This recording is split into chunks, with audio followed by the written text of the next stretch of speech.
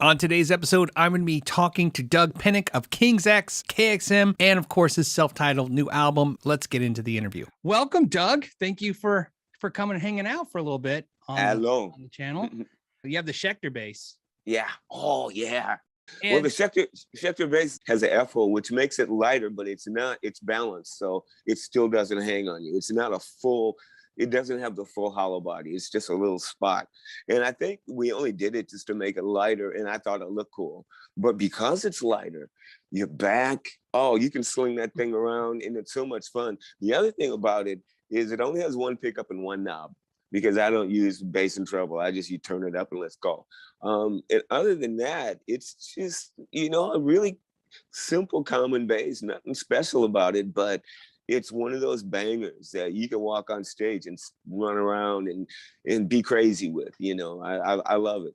well, there is one thing special about it. Bass players, as you know, are the worst. They make guitar players look like they're rookies when it comes to having an exotically priced instrument. Every bass player's got a $5,000 bass. Your gear, basically the pedal and the bass is obtainable to anyone. Was that a conscious decision that you want what you use to be, you know what I mean, obtainable? I mean, here's what I think, and I might get hated for this, but I believe that they made them inexpensive because I'm not a million selling bass player. My band isn't the biggest band in the world.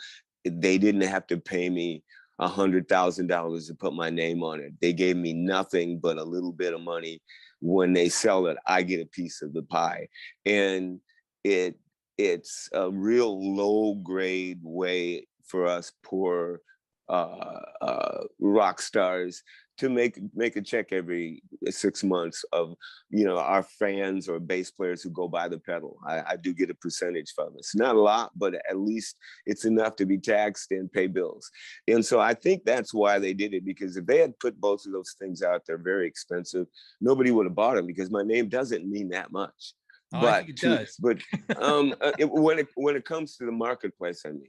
Yeah, it's like if you put Billy Sheehan's name on it or Geddy Lee's, you're going to get a lot of sales, period. So you can put a price on that you want. But on my stuff, that's not going to, that if it did happen, they would have believed it would have happened and up the price. Now, if it becomes the place where all of a sudden it's a big demand and all of a sudden my worth gets bigger and bigger, they'll probably up the price and do things like that. But this is all about marketing. But I'm quite happy with what I have, because I think it's everything that I've ever wanted. And because of it, there's a lot of people out there like me who love this too, because this is for us. Those snobs out there that have to have their, big, bases and their things or whatever it is, it's fine, have it all. But us poor folks who just want to get out there and make a good sound and leave our mark, that's the stuff you need, the cheap stuff. Yeah, because cheap stuff makes you find yourself. I 100% agree. So I want to talk about your pedal. Awesome. And to me, this is how it looked. It started with, you got your Tech 21 amp, like 2004-ish. Yeah. And then now you have the pedal. Mm-hmm. So you can use either one. One I like to talk about on this channel is solving problems, the gear that solves your problem, right? Yeah. And one thing that's interesting is when I saw you do the pedal, I thought, this is another musician that's just literally having a tool created to solve a problem, which is, how do I take my tone everywhere? Exactly. So tell me about how did you come to go to from that to that pedal, I guess? Well, Tech 21, I've known them, since our first record came out, and Sans Amp and all that stuff. We always hung out, and for some reason, I never would tell them my secrets, but we hung out, had a great time for years and years. And then one day I went to NAMM, maybe about 9 years ago, 10 maybe. And I went to NAMM, and Andrew said, "Hey, I got this pedal I want you to try." And I took it home and I played it, and I texted him and I said, "Dude, you're getting there." I said, I dig this, but it's not what I want, but you got the idea. And he texted me back and said, "Can we make you one with your specs?" and we'll fly you out to New York. And so I went out there and we hooked everything up, all these EQs, everything the way I do it with their stuff. And we couldn't get it. I couldn't get it to sound right. And finally, it was after like a couple hours of just getting more cabinets, more amps, and everything we could do. And he set up a 32 band EQ and said, just EQ exactly what you do on your rig. And I went, and then I hit a note and he went, okay, I got it. And so they took that and they put it into a variable sweep of different levels of grit, distortion, and high end, low end, and compression, and put them in a chain where it worked the way I do it with my chains. Because if you don't run the chain right, you don't get the desired effect of the growl, of the gravel, and of the agility of it. And my whole point for this pedal was bass player's tone is in his fingers. And what I wanted this pedal to do was to be able to take the tone of your finger and create you with humongous bottom end underneath, because bottom end don't matter. You can turn it up or down and compress it, squash it. It's there, it rocks the room. But you want your voice to be heard within the rumble. And so we separated it. That's what I always did. Nothing but low end, one channel, and then the high end had no low end in it at all. All it did, it was a mid-range kind of high-end bright thing where you could hear your voice. And then you will go in and you tune it and turn it, back off the distortion, back off the grid. You can get it all the way to the point where it's like a real fat SVT, or, like the jazz players, I call it goose farts. You can get all that, and it has the right amount of compression that makes the bass player want to play. Because the reason why we love to play is because it felt good. And in our hands, there was something about when we played with our fingers or pick that it spoke to us. And I feel that we lost all that in all the maze of bass amps that have come through and for me, I had to find that. And it took me years and years to find it. And then I couldn't find anybody to emulate it. And these guys came along and nailed it to the point where I love it, not because I can make it sound like me, but when I go see other people and they make it sound like them. And the only way I really can tell it's my pickup or my pedal is because there's a signature low end in everything that I do. And I don't know how I do it or why it gets there, but there's just just underneath everything. And I've never been able to get rid of it, but that's in that pedal. And so, and my point being is, like, say for instance, I did a quick story. I did we did a not a benefit concert, but a tribute to Lemmy on his birthday before he died, about a year before he died, actually. And it was me on bass, Bob Kulick, rest in peace, on guitar, Steve Vai, and Lemmy's son. And we all played a couple Cream songs. And I remember I used my pedal at that time. And I remember Steve said to me, he said, dude, bass with high end and it sounds good. He says, oh, I'm so sick of bass players with pedals. I mean, that play with a pick and just sound horrible. It's so nice. And then I went out front to hang with friends and I said, how'd my pedal sound? They said, dude, it made all the guitars sound good. And then Jeff Ament got the pedal and he said, Doug, what I love about this pedal is it fuses the guitars together. And that's what I noticed, that there's a bottom end to the bass that gives you clarity of what the distorted guitars are doing. Because distortion is so distorted now, you don't know what the key is. All you hear is, but if there's just a little bit of low end underneath it to reinforce it, because sonics are sonics. It ain't just about the bass. It's the guitar, it's the drums. It's how the frequencies wrap around each other and work with each other. And with my pedal, I've learned how to dial in and out of everyone else's space. Playing with one of the fattest guitar players I've ever played with. I mean, his tone is humongous. And I thought, how do I get my tone around him? And I learned to wrap my tone around him. And I go, how do I get my bass to pound and not drown the kick drum out. And so I go, well, I'll take this frequency and that frequency and just slightly alter it. And as the kick hits me and the bass hits, I find a way to mesh the two together where they both go boom, boom, boom, you know, and it's all meticulously, but you got to know your frequencies. And that's the thing. A lot of people aren't honed in the frequency as they are into other aspects of playing music. Frequency has always been the biggest thing for me, like a tone chaser, a tone freak, because that's where you can manipulate the masses. That's where you can manipulate sound, where you can make somebody happy or sad. It's the way you dial in those frequencies, because sound is metaphysical, you know, it's tangible. You can do things with it. And I feel I'm just learning about it. Haven't tapped into it yet, but I think you have. Okay, well, thank you. I was gonna say if I live long enough, I might be able to, but well, thank you very much. But that's some of the important parts of my attitude towards the pedal and playing bass. What I like when I saw the pedal was, as a big King's X fan, you're one of the bass players that not only inspire you to play music, the first time I heard your overdriven tone that has more sustained growl in it, you're doing vibrato, which is not the norm. And I learned that from not watching, because remember, we got to go back to when you used to have to hear the thing. Yeah. You know what I mean? You know, where you're listening to the music and you got to back it up to go, okay, what did I just hear? So does the tone come first? And because that tone, you start having this technique that's unique, or did you have a unique technique and you had to find a tone to fit it? I think the two went hand in hand, because I had only been playing bass for like 2 years when I first heard Chris Squire back in '74. And when I heard Chris Squire and John Entwistle, that's immediately when I changed over to that tone. I mean, I heard them playing. I'm going, how do they get this? I tried to read up about it. I tried to figure out. I went and saw Yes in '73, I think it was. And Chris Squire came on stage with a Marshall amp and an acoustic bass amp, and he plugged into both of them. And I went, that's how he does it. It's a guitar head.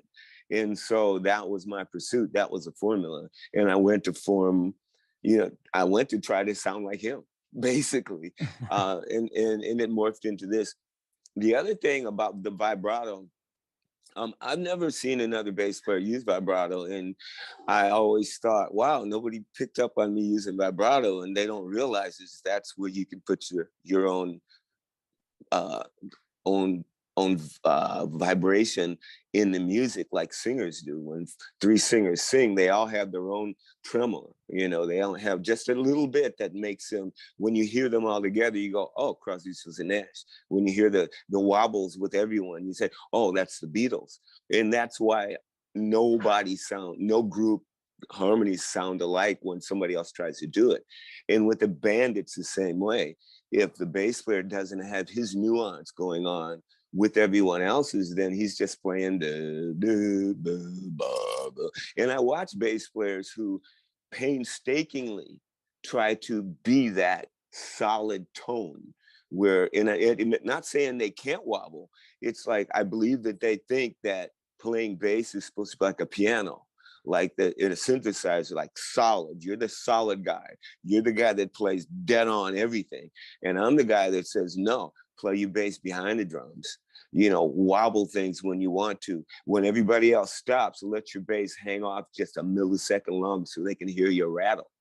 You know, I mean, and all of a sudden these nuances start happening. All of a sudden you go, that's cool. And people go, that's cool. You know, and all I'm saying is, play with it like a guitar player would play with his guitar, or a drummer would play with his hi-hat and stuff. You know, put yourself into it. And what I believe is the pedal really helps you accentuate that. Like you said, your tone, which is unique to you, is great. But what's great about your tone was it was never fizzy. It wasn't like the guys like Muse who use like a fuzz pedal on the bass, you know, kind of thing. It's growling. It's not angry, but you know what I mean? It's an evolved sound involved. And when you could plug into an SVT and crank it, you can get pretty close to that sound, right? And like you said, every time you're like, well, I can't do that. You can't drag around a 300 watt tube head anymore at all. Because no one will let you play it. Right. And you can't ship it because it's too heavy, and obviously it's big maintenance issue. And you try all these pedals that claim to have that tone, but like you said, it goes right to fizz. Right. It Well, does. this pedal has a speaker emulator in it. It has a compressor that can flatten your low end till it doesn't move. When you attack it, you don't hear it's like flat. And that's where I put mine, because then the low end never goes anywhere and the sound man can put it underneath the mix and walk away. And sound men love this pedal also because they say it's so easy to put this in the mix, Doug. We don't have to deal with it. I've gone to see so many bands where I walk up to the sound man and go, "Where's the bass at?" And they'll put headphones on and say, "Here's the bass." I go, "I don't know what to do with it." And I go, "Oh, I get it." And so my idea with this pedal is to make the sound man be happy also. I know Coco, who plays bass for Edgar Winter. When I got him the pedal, he goes on the road now with Edgar with monitors. He takes a pedal puts it in his duffel bag, and he said him and the sound man are in heaven with each other. He says he uses in-ears. He has everything he wants, and he said even Edgar and other people in the band would say, "Dude, your bass sounds great." Even guitar players have told me when their bass player gets the pedal, they go, "Dude, I can feel and hear the bass now. Like I need to hear it so I can play." And so if you have a tone mind, as most bass players do, you can turn that thing into your dream. And again, what's coming out of a monitor in front of you can be exactly what you're used to in your bedroom, cranked on 10. Now, the last time I used it, because I haven't been on tour with King's X in a while, but I did the Hendrix tribute tour. And I asked the monitor guy to put me in the front monitors where I was singing, because my rig was so far away that I couldn't even hear it. And by the time I had to hold all the cabinets pushing, almost blowing them up, and I couldn't hear it because we were playing such huge places and the rig was on the other side of the room. So I turned it down and I asked him to put it in the monitors, and I hate bass in the monitors. I always have. And he put it in the monitors, and I'm going to start doing this forever. It was like, oh my God, it was like you had your wraparound bass, everything you wanted, all the tone, all the clarity, all the nuance. It was right there in front of you. And it was really good. And other bass players have told me that when they use them now that way. So the new album's Joy Bomb. Yes. Which I really, really, really love. I think the reason I immediately liked it, because I wasn't sure, you know what I mean? I'm a big King's X fan. Obviously, I love the stuff you did with KXM with George Lynch, and I was like, okay, let's hear this project, right? I know I'm gonna like your voice because I love your voice. Obviously, signature bass tone is in it, but you know what? It really appealed to me was it has more of an R&B feel to it, but still has that signature bass tone, the rock edge. I actually really enjoyed it. Plus, I was nervous, and I don't want to go down too far this rabbit hole, but I'm nervous, and I'm going to be nervous probably for the next year or two about what artists release, because we just got trapped in this, COVID nightmare. Yeah. And the $1 million question is going to be, what's going to come from it? Is it going to be dark? Is it going to be? And no, you know what? It was a pleasant mix of, all the emotions. Good. Yeah. So did you work on this album during COVID? Yeah, mixed it. Some of the songs were done. I refined them, did what I did. We made the King's X record, and I had all these songs left over, and they didn't make the record, which is, I had about 27 songs, so they're all not going to get on there. So I thought, well, I might as well just get the solo record out now and get it over with, and then we'll get on to King's X next year. And that's kind of what I did. So I picked what was it, 12, 13 songs out of the batch that was left over, and worked on them and mixed them. And I had a good time just being home during the pandemic, learning my board, learning my Pro Tools, because I'm never home long enough to really learn it to the point where when I get back to it, I have to relearn things, I'm talking about. It's like riding a bike again. But this time I know my room. I have a new house I live in too. So I got to learn the room and how it sounds, so the mixes aren't all off center when I go to my car or something. So I'm pretty excited about that point. I thought the record really sounded good. It was the best I could make it. It's fantastic, which I have to admit, watching you dance was cool.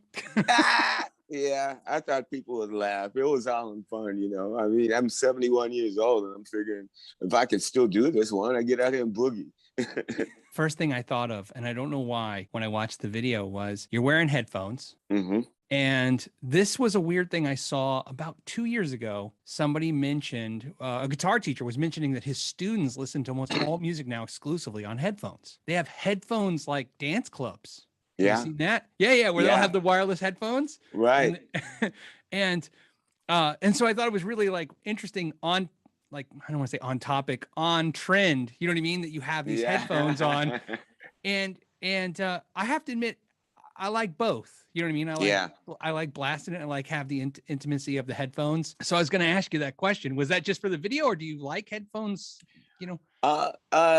It's both actually. You know, when the song I want to hear everywhere I go, then well, how are you going to do it unless you have headphones on?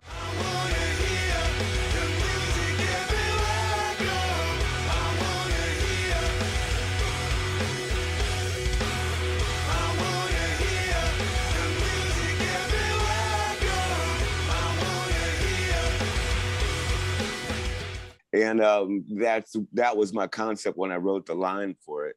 But putting the headphones on, I just kind of thought it'd be cool to have headphones on while I was singing, and it kind of worked out. At first, I walked on the green screen, and I said to Jamie, who produced the video, I said, "Jamie, you think I should use the headphones or not?" And he goes, "Yeah, go for it." And so I put them on, and it was like, he says, "I'm digging the headphone vibe," and so we just left them on, you know. I mean, even when I got up without him, he said, "Go ahead, go put your headphones back on." Well, like I said, it was like I said, I'm watching the video, I'm taking it in, and I'm just like, you know, I'm noticing obviously that you're wearing the headphones the entire time. You know, I remember starting out with big headphones, like, you know what I mean? When you, me too. And me then too. we went. I still have my Sony's. What are they called? These guys right here. It's Oh like yeah. the 7502s. Man, I've used them as long as they've been around. They stomp. Yeah, and then we went to the little earbud things, you know, right? And they were horrible, and they still are. I mean, they're necessary for all the daily stuff. Like there's a lot of headbuds now that rock. JBL's got some stuff, the wireless, you just stick in your ear, and it's like a concert in your ear. Highs, lows. It's pretty interesting. And now I'm back to cans again. You know, I'm like, awesome. Right. So, but it's funny because the reason I was saying this is because I was envisioning that most people are going to be listening to this new album on headphones. Isn't that funny? Yeah. You know, thanks for telling me that, because I did not really realize that. And I know that most people that I know, when they're listening to music, they have headphones on, or they tell me something, or it's their iPhone, they're talking to you while they're listening to it, or they're plug in. And I realized that, but didn't want to admit it. You know what I'm saying? I was like, no, people aren't sitting in front of their huge stereo and putting this record on going, oh my God. So, wow. Yeah. And it's, so the irony of my channel, the irony of my channel is a guitar channel. And I'm a bass player. So we talk about bass a lot because I try to push it that way. We have to. And, you know, as a bass player, headphones are like your enemy. Honestly, they are and they're not. All depends on the headphones you get.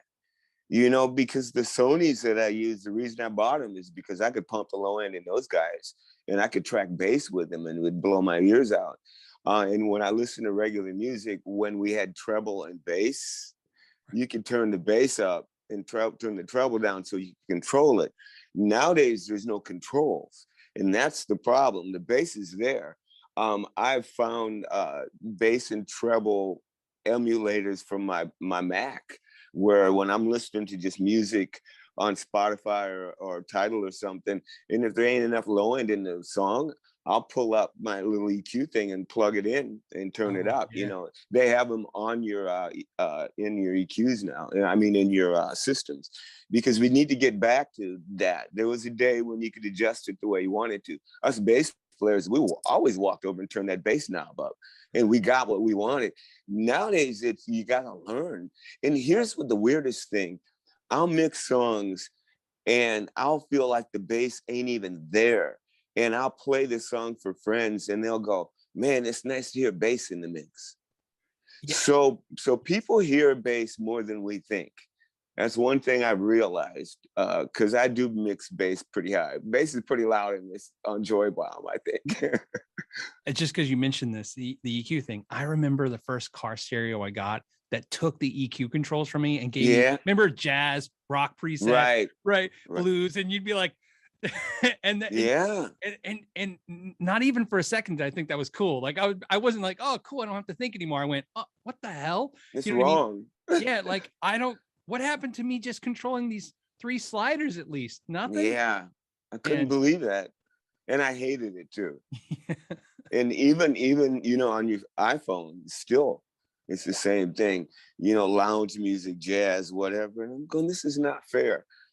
I just leave it flat now and just deal with it. Thank you so much for coming on. And thank you. And I'm going to let everybody know real quick. Remember, the new Joy Bomb album's out. I'll put links. Yeah, you guys can get it.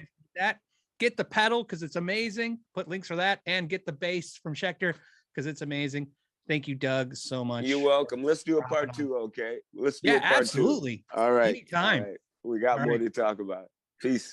Thank you. If you enjoyed this interview and you'd like to see more, not only can you support this channel by subscribing and sharing the video, but you can also support today's sponsor, which is Donner Musical Instruments. Today's sponsorship has to do with Halloween. It's Donner's Halloween Candy Party. It's on October 25th. It's not a trick. It's the lowest prices they're going to have this year, and they dare you to come check them out because they're going to give you KYG discounts. That's right, 15, 25, and 30% off musical instruments, off pedals, off guitars, and of course, Halloween party supplies like smoke machines and stuff. Everything you need is in the description below.